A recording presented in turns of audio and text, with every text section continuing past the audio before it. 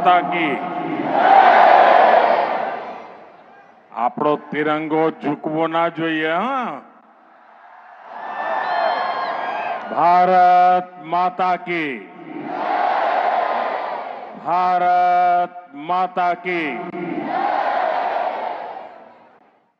गुजरातना मुख्यमंत्री श्रीमान भूपेन्द्रभाई पटेल, केंद्र में मंत्रिमंडल हमारा साथी मनोहरलाल जी, मंत्रिमंडल अन्य सभी सौ सदस्यों, सांसद, विधायकगण, अन्य सौ वरिष्ठ महानुभाव અને કચ્છના મારા વાલા ભાઈઓ અને બહેનો,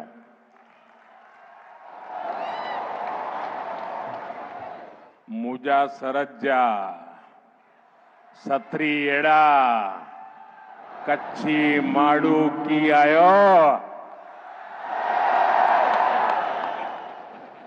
આऊं कच्छ जा सपूत एड़ा क्रांति गुरु श्याम जी कृष्ण वर्मा के घणे घणे नमन करिया तो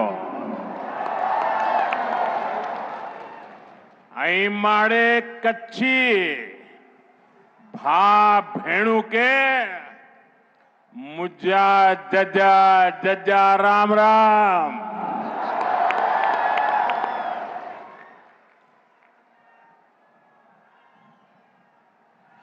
साथियों, कच्छ की इस पावन धरा पर आशापुरा माता के आशीर्वाद हमारी सारी आशाएं पूरी करती हैं। आशापुरा माता ने हमेशा इस धरती पर अपनी कृपा रखी है। मैं आज कच्छ की धरती से मां आशापुरा को श्रद्धापूर्वक नमन करता हूं और सभी जनता जनार्दन को प्रणाम करता हूं। साथियों, मेरा और कच्छ का नाता बहुत पुराना है। आप लोगों का प्यार भी इतना है कि मैं अपने आप को कच्छ आने से कभी रोक नहीं पाता हूं।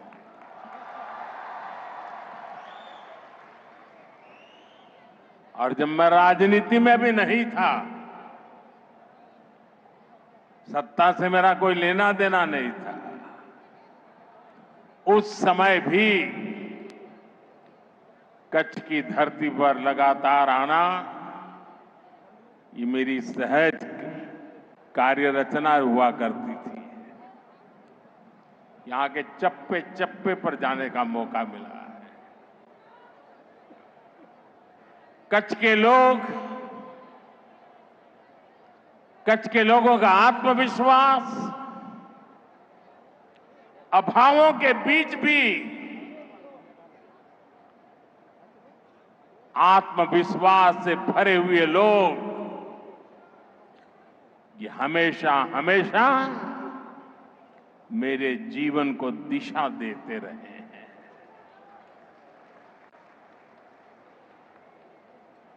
जो पुरानी पीढ़ी के लोग हैं वो जानते हैं, वर्तमान पीढ़ी को शायद पता नहीं है। आज तो यहां का जीवन बहुत आसान हो गया, लेकिन तब हालात कुछ और हुआ करते थे। और जब मुख्यमंत्री के रूप में मुझे याद है, जब पहली बार नर्मदा का पानी कच्छ की धरती पर आया, शायद वो दिन कच्छ के लिए दिवाली बन गया था। और ऐसी दिवाली पहले कभी भी कच्छ ने देखी नहीं होगी जो उस दिन हमने देखी थी। पानी के लिए सदियों से तरसता कच्छ, मां नर्मदा ने हम पर कृपा की और मेरा सौभाग्य है कि सूखी धरती पर पानी पहुंचाने के कार्य में निमित्त बनने का मुझे अवसर दिया आप सबने।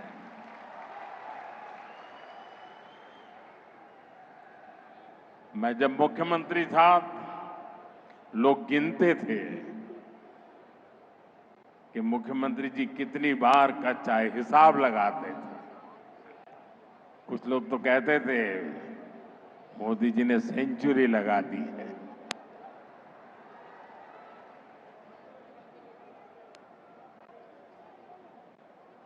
अनेक गांवों में जाना, मेरे कार्यकर्ताओं के घरों में जाना, लोगों को मिलना, मेरे कार्यालय में जाकर के बैठना, ये मेरे स्वाभाविक गतिविधि का हिस्सा था। साथियों, मैंने देखा है कि कच्छ में पानी नहीं था, लेकिन कच्छ के किसान पानीदार थे। उनका जज्बा हमेशा देखने लायक था।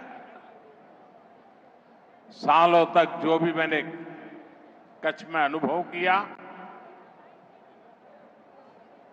और मैं उसमें विकास की बहुत संभावनाएं देखता था। कच्छ ऐसा नहीं हो सकता। जिस भूमि पर हजारों साल पहले धौलावीरा हुआ हो, उस भूमि में जरूर कोई ताकत होनी चाहिए। हमें उसकी पूजा करनी चाहिए। और साथियों, कच्छ ने दिखा दिया कि उम्मीद और निरंतर परिश्रम से स्थितियों को पलटा जाता है, आपत्ति को अवसर में बदला जा सकता है और इच्छित सिद्धियों को प्राप्त किया जा सकता है। जब यहां भूकंप आया था तो दुनिया को लगता था कि बस खत्म, अब कुछ नहीं हो सकता। और कच्छ मौत की चादर ओढ़ करके सोया था उस भूकंप में। लेकिन साथियों, मैंने कभी मेरा विश्वास खोया नहीं था। मेरा विश्वास कच्छी खमीर पर था। અને એટલે જ હું તો કહેતો તો બાળકોને ભણાવવું પડશે કે કચ્છનો ક અને ખમીરનો ખ।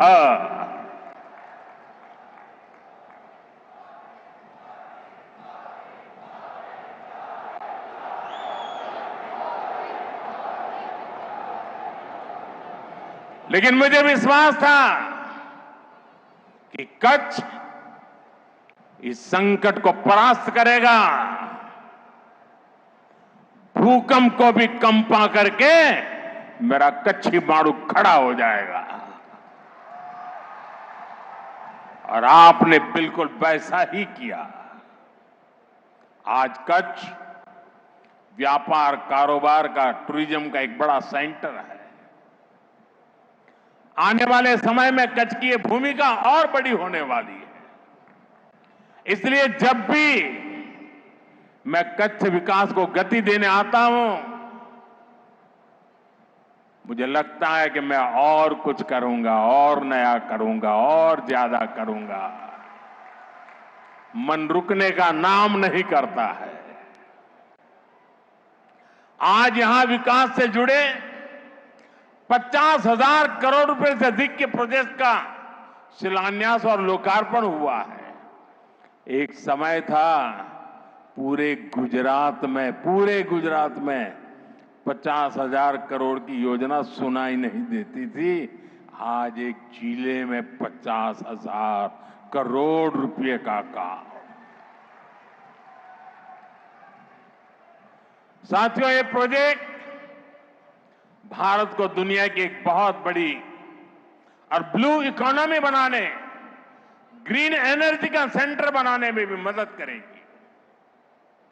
मैं आप सभी को, मेरे प्यारे कच्छियों को, इन सभी विकास कार्यों के लिए बहुत बहुत बधाई देता हूं।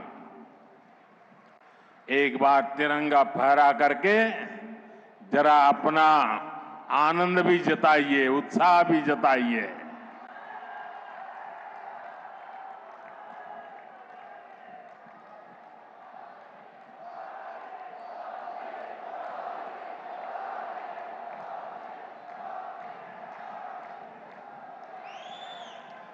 साथियों, हमारा कच्छ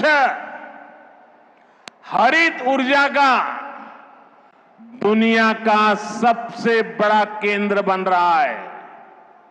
आप सुन रहे हो? क्या कहा मैंने? दुनिया का सबसे बड़ा। हो जाए एक बार।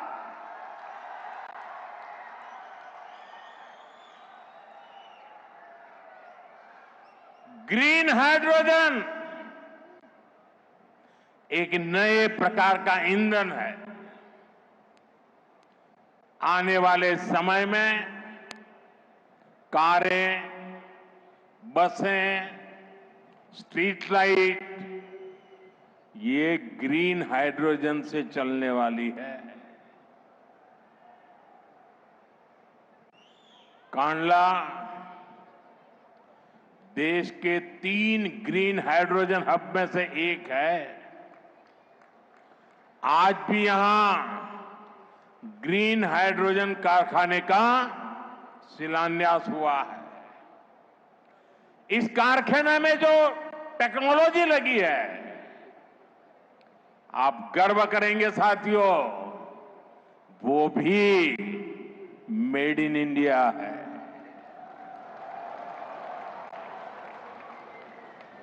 हमारा कच्छ भारत की सौर क्रांति के भी केंद्र में है।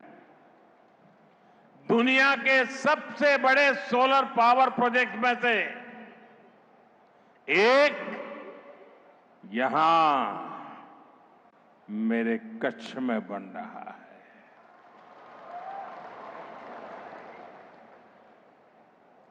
एक जमानो હતો આપણે કચ્છનું વર્ણન કરીએ એટલે વારે કે ભાઈ અમારે તો હું રણ છે કે અહીંયા હું થાય। અને એ વખતે હું કહેતો હતો આ રણ નહીં, આ તો મારા ગુજરાતનું તોરણ છે।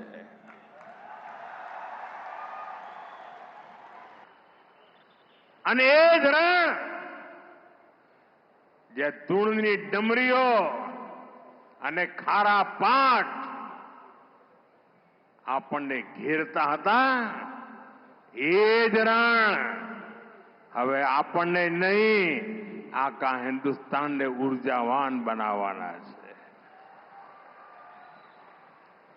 खावड़ा कॉम्प्लेक्स के कारण कच्छ पूरी दुनिया के एनर्जी मैप में अपनी जगह बना चुका है।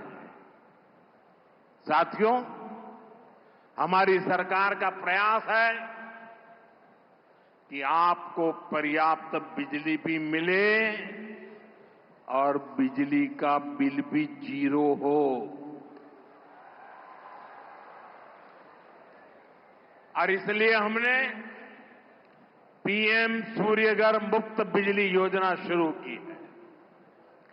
गुजरात में लाखों परिवार इस योजना से जुड़ चुके हैं। भाइयों और बहनों, दुनिया के जिन भी देशों ने समृद्धि पाई है, वहां समंदर समृद्धि का एक बहुत बड़ा कारण रहा है। यहां भी धोलावीरा का उदाहरण हमारे सामने है। लोथल जैसे प्राचीन पोर्ट सिटी यहां हुआ करते थे। ये भारत की प्राचीन सभ्यता की समृद्धि के केंद्र रहे हैं। हमारा पोर्ट लेड डेवलपमेंट का विजन इसी महान विरासत से प्रेरित है। भारत पोर्ट्स के इर्द गिर्द बसे शहरों को विकसित कर रहा है।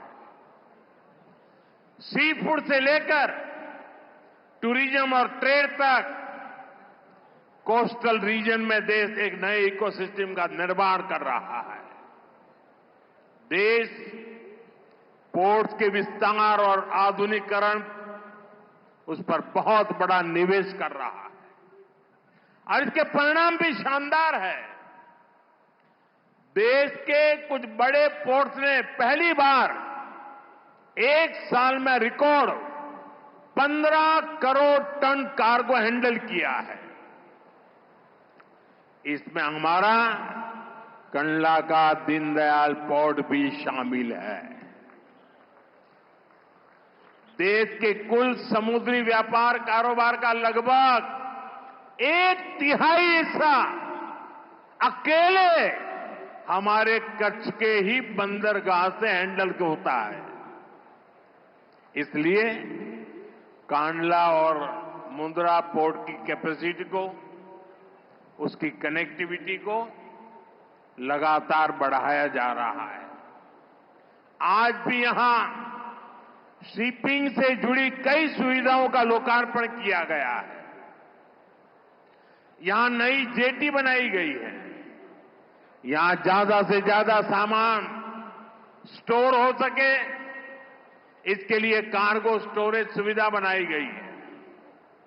इस वर्ष बजट में हमने मैरीटाइम सेक्टर के लिए एक स्पेशल फंड की घोषणा की है। बजट में शिप बिल्डिंग पर भी जोर दिया गया है। हम अपनी जरूरत के लिए भी और दुनिया की जरूरत के लिए भी भारत में ही बड़े जहाज बनाएंगे। एक जमाना था, આપણું માંડવી તો એના જ માટે મશહૂર હતું। મોટા મોટા જહાજ આપણા લોકો બનાવતા હતા। આજે પણ એ શક્તિ માંડવીમાં જોવા મળે છે।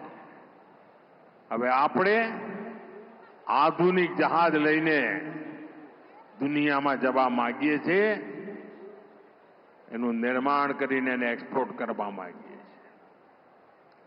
અને એનાથી આપણા હજારો નવજવાનોને શિપ બિલ્ડિંગ, આપણે ત્યાં અલંગમાં શિપ બ્રેકિંગ યાર્ડ છે, આપણે હવે તાકાત લગાવી છે શિપ બિલ્ડિંગમાં। અને આ એવું ક્ષેત્ર છે કે જેમાં રોજગારના સૌથી વધારે અવસર છે। साथियों, हमारे कच्छ ने हमेशा अपनी विरासत का सम्मान किया है। अब ये विरासत भी कच्छ के विकास की प्रेरणा बन गई। बीते 2-2.5 दशक में भुज में टेक्सटाइल, फूड प्रोसेसिंग, सिरेमिक और नमक से जुड़े उद्योगों का बहुत विकास हुआ। कच्ची कढ़ाई, ब्लॉक प्रिंटिंग, बांधनी, कपड़े और चमड़े का काम, इनकी धूम हर तरफ दिखाई देती है। અને આપણું ભુજોડી કોઈ પણ કદાચ હસ્તકલાનું કાર્યક્રમ એવો ના હોય કે એમાં અમારું ભુજોડી ના હોય। અજરક પ્રિન્ટિંગની પરંપરા કચ્છમાં અનોઠી છે અને હવે તો અમારા કચ્છની આ બધી કલાને જીઆઈ ટેગ મળી ગયું છે। એની ઓળખ ઊભી થઈ છે, દુનિયામાં એની ઓળખ ઊભી થઈ ગઈ છે। यानी अब इस पर मोहर लग गई है कि मूल रूप से ये कला कच्छ की है। ये विशेष रूप से हमारे जनजातीय परिवारों के लिए, कारीगरों के लिए बहुत बड़ी पहचान है। इस वर्ष के बजट में केंद्र सरकार ने चमड़ा और कपड़ा उद्योग के लिए अनेक घोषणाएं की हैं। साथियों, मैं कच्छ के किसान बहनों और भाइयों को, परिश्रम को भी नमन करता हूं। आपने मुश्किल चुनौतियों के बीच भी हार नहीं मानी। एक समय था जब गुजरात में पानी सैकड़ों फीट नीचे चला गया था। नर्मदा जी की कृपा और सरकार के प्रयासों से आज स्थिति बदल गई। केवड़िया से कच्छ के मोड़कुबा तक जो नहर बनी है उससे कच्छ की किस्मत बदल गई है। आज कच्छ के आम, खजूर, अनार, जीरा और ड्रैगन फ्रूट तो कमाल कर रहा है। ऐसी अनेक फसलें दुनिया भर के बाजारों तक पहुंच रही है। एक समय था कच्छ पलायन के लिए मजबूर था। हमारे यहां पॉपुलेशन का माइनस ग्रोथ हुआ करता था। आज कच्छ के लोगों को ही कच्छ में रोजगार मिलता है। इतना नहीं, कच्छ के बाहर लोगों की आशा भी कच्छ में बन गई है। साथियों, देश के नौजवानों को ज्यादा से ज्यादा रोजगार मिले, ये भाजपा सरकार की प्राथमिकता है। टूरिज्म एक ऐसा सेक्टर है जिसमें बहुत बड़ी संख्या में रोजगार है। कच्छ में इतिहास भी है, संस्कृति भी है और प्रकृति भी है। मुझे खुशी है कि कच्छ का रणोत्सव दिनों दिन नई बुलंदी की तरफ बढ़ रहा है। ये जो स्मृति वन हमारे भुज में बना है, इसको यूनेस्को ने दुनिया का सबसे खूबसूरत संग्रहालय माना है। आने वाले समय में यहां के पर्यटन में और विस्तार होगा। धोरडो गांव दुनिया के बेस्ट टूरिज्म विलेज में से एक है क्या धोरडो वाले? आज यहां जरा तिरंगा फहराइए। मांडवी का सी बीच भी पर्यटकों के लिए आकर्षण का केंद्र बन रहा है। और मैं तो भूपेंद्र भाई को रिक्वेस्ट करता हूं, कच्छ के सारे नेता यहां बैठे हैं, जब हमारा रणोत्सव चलता हो, क्या उसी समय हम कच्छ के बीच पर बीच कंपटीशन खेलों की, क्योंकि आजकल बीच गेम्स बहुत पॉपुलर हो रहे हैं। अभी कुछ समय पहले डीयू में नेशनल कंपटीशन हुआ। हजारों बच्चे खेलने के लिए आते हैं, बीच की बालू में खेलना होता है।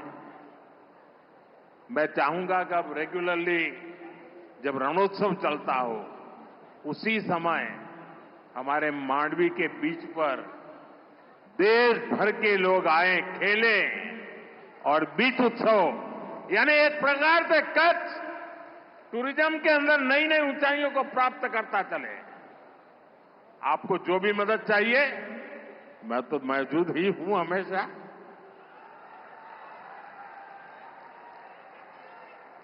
साथियों, अहमदाबाद ने भुजनी वच्चे नमो भारत રેપિડ રેલ આને પણ ટુરિઝમને મોટી તાકાત આપી છે।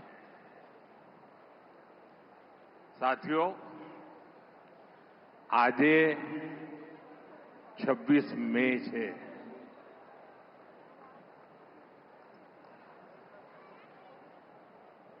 કેમ આમ ઠંડા પડી ગયા?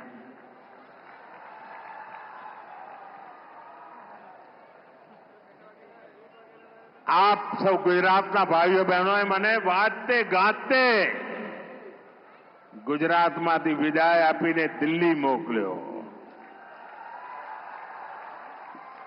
અને 2014 26 મે આજે અને लगभग આ જ સમયે દેશમાં પહેલી વાર प्रधानमंत्री तरीके, प्रधान सेवक तरीके सौगंध लीधा था।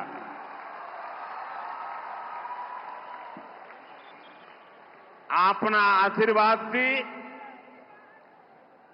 26 મે 2014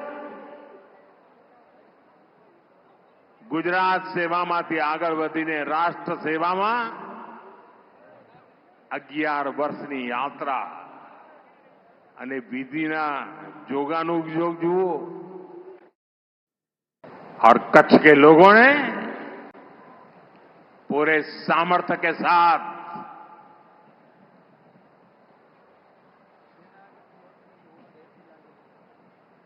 पाकिस्तान को भी ईर्ष्या हो जाए वैसा कच्छ बना दिया दोस्तों। साथियों, हमारी नीति आतंकवाद के खिलाफ जीरो टॉलरेंस की है।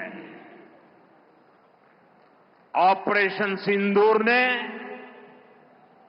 इस नीति को और स्पष्ट कर दिया है। जो भी भारतीयों का खून बहाने की कोशिश करेगा,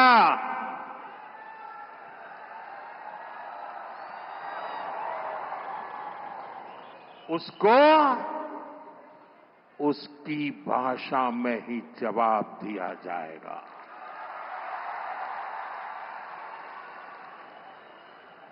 भारत पर आंख उठाने वाले किसी भी कीमत पर बख्शे नहीं जाएंगे। साथियों, ऑपरेशन सिंदूर मानवता की रक्षा और आतंकवाद के अंत का मिशन है।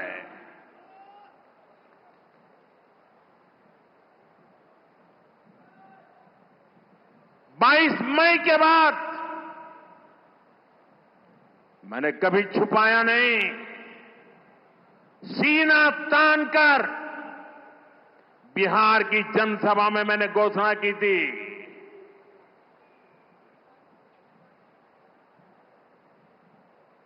मैं आतंकवाद के ठिकानों को मिट्टी में मिला दूंगा।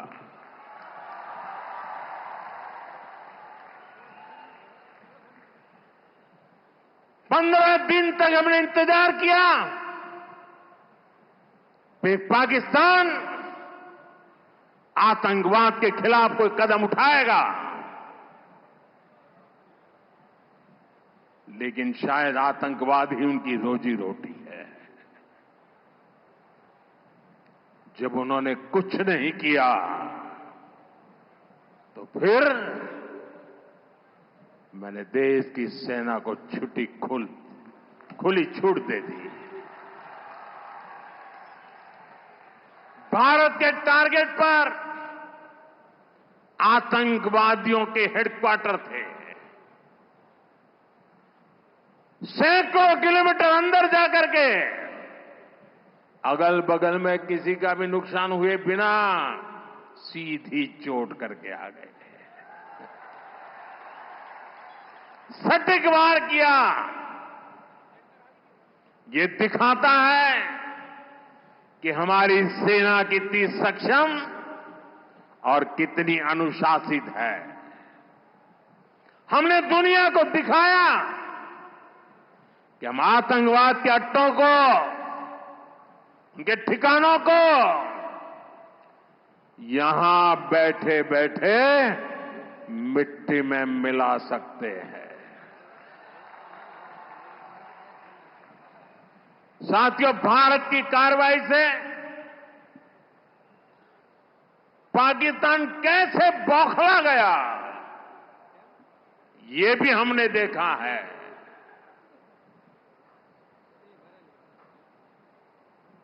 नौ तारीख रात को हमारी कच्छ की सीमा पर भी ड्रोन आए, ड्रोन। उनको लगता था कि मोदी गुजरात का है तो जरा गुजरात में कमाल कर हुए मालूम नहीं है। जरा 71 को याद कीजिए, ये जो वीरांगना यहां आई थी ना, उन्होंने तुमको धूल चटा दी थी। ये माताएं बहनें उस समय 72 घंटे में रनवे तैयार कर दिया और हमने हमले फिर से चालू कर दिए थे। और आज मेरा सौभाग्य है कि 71 की लड़ाई की उस वीरांगना माताओं ने आकर के मुझे आशीर्वाद दिए हैं। इतना ही नहीं, सिंदूर के वृक्ष का पौधा भी दिया है। माताएं बहनें, आपका दिया हुआ ये पौधा अब पीएम हाउस में लगेगा।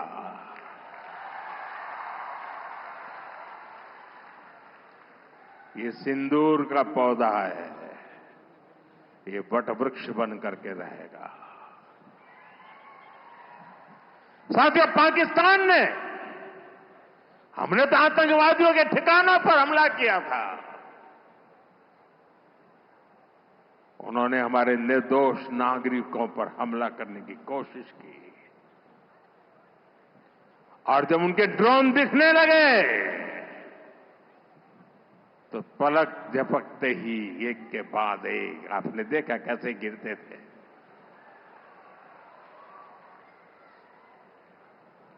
और तब भारत ने भी उनकी सेना पर 2 गुनी ताकत से हमला किया।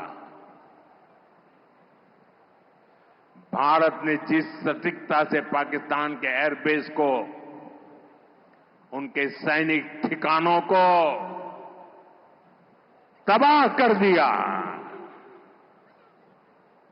उससे दुनिया हैरान हो गई। जैसा मैंने कहा, आपने तो 71 की लड़ाई देखी है। इस बार पूरा पाकिस्तान कांप रहा था दोस्तों, कांप रहा था। और 71 में वो सोचते थे कि हमने भूज के एयरबेस पर हमला किया था, और उस समय हमारी बहनों ने कमाल करके दिखा दिया था, बहादुरी की मिसाल दिखाई थी। और साथियों, पाकिस्तान के हमले का जवाब हमने इतनी ताकत से दिया कि उनके सारे एयरबेस आज भी आईसीयू में पड़े हैं, आज भी आईसीयू में पड़े हैं। और तब जाकर के पाकिस्तान शरणागति के लिए मजबूर हो गया।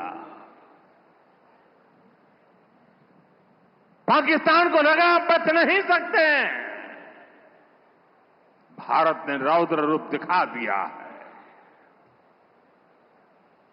और आखिरकार ये हमारी सेना का पराक्रम था, ये हमारी सेना का साहस था, ये हमारी सेना का सटीक ऑपरेशन था। कुछ ही घंटों में पाकिस्तान ने सफेद झंडा फहराना शुरू कर दिया।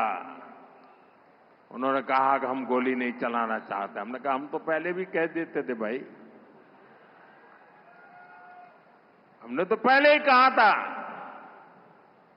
हमने आतंकवाद के ठिकानों को तोड़ना था, मारना था, सबक सिखाना था। उसके बाद तुम्हें चुप रहने की जरूरत थी, लेकिन तुमने गलती की तो तुम्हें सजा भी भुगतनी पड़ी। साथियों, भारत की लड़ाई सीमा पार पल रहे आतंकवाद से, जो आज इस आतंकवाद को पाल पोस रहा है, उससे हमारी दुश्मनी है। मैं कच्छ की इस धरती से, पाकिस्तान की सीमा पर सटा हुआ मेरा जिला है, मैं पाकिस्तान के लोगों को भी कहना चाहता हूं, क्या पाया आपने? हिंदुस्तान दुनिया की चौथी इकोनॉमी बन गया, और तुम्हारा हाल क्या है? तुम्हारे बच्चों के भविष्य को बर्बाद किसने किया? तुम्हें दर दर भटकने के लिए मजबूर किसने किया? ये आतंकवाद के आकाओं ने।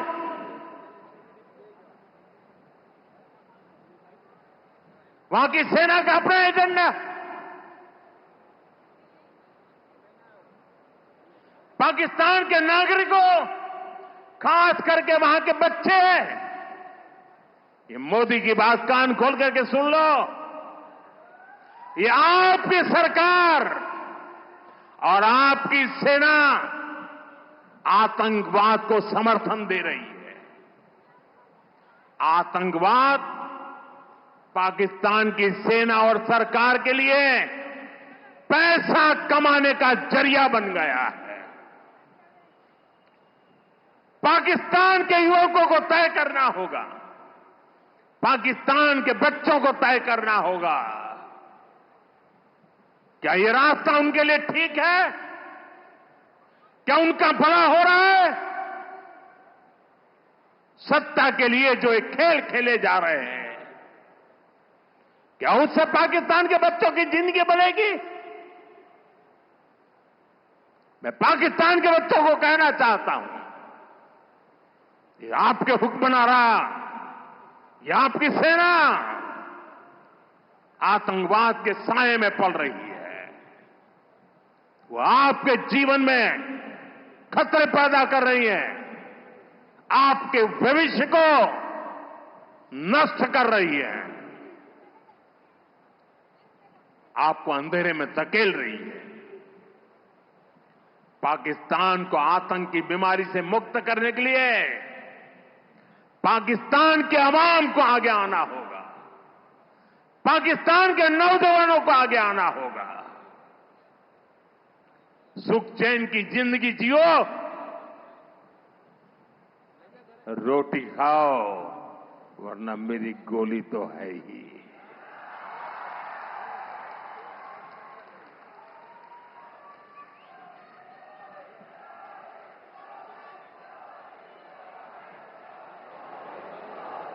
साथियों, भारत की दिशा एकदम स्पष्ट है। भारत ने विकास का पथ चुना है, शांति और समृद्धि का रास्ता चुना है। मुझे भरोसा है कि जैसे कच्छ की जो स्पिरिट है, वो भारत को विकसित बनाने के लिए भी प्रेरणा बनेगी। મારા કચ્છી ભાઈ બહેનો, હવે થોડા દાડા પછી આપણો અષાઢી બીજ આવશે, આપણું કચ્છી નવું વર્ષ। અહીં આવ્યો છું, પહેલા તો અહીં અષાઢી બીજે આવવાનો મોકો લેતો હતો, પણ હવે આવવાનો નથી। તો આજે આપણા અષાઢી બીજના નવ વર્ષની શુભેચ્છાઓ મારા કચ્છી ભાઈઓ બહેનોને દેતો જાઉં। કચ્છના મારા વાલા ભાઈ બહેનો, આપનો પ્રેમ, આપના આશીર્વાદ અને આજે જે રોડ શો કર્યો આપે આટલી ગરમીમાં, એરપોર્ટ ત્યાં સુધી માનવ મહેરામણ ઉમટ્યું હતું। કચ્છને મારા 100 સલામ દોસ્તો, 100 સલામ।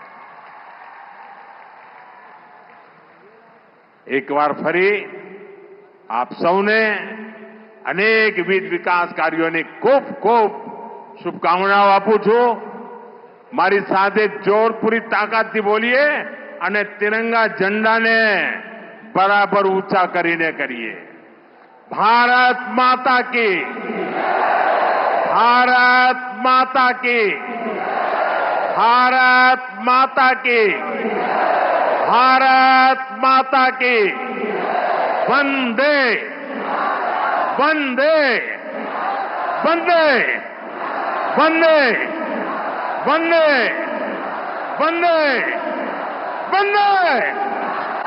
बहुत बहुत धन्यवाद।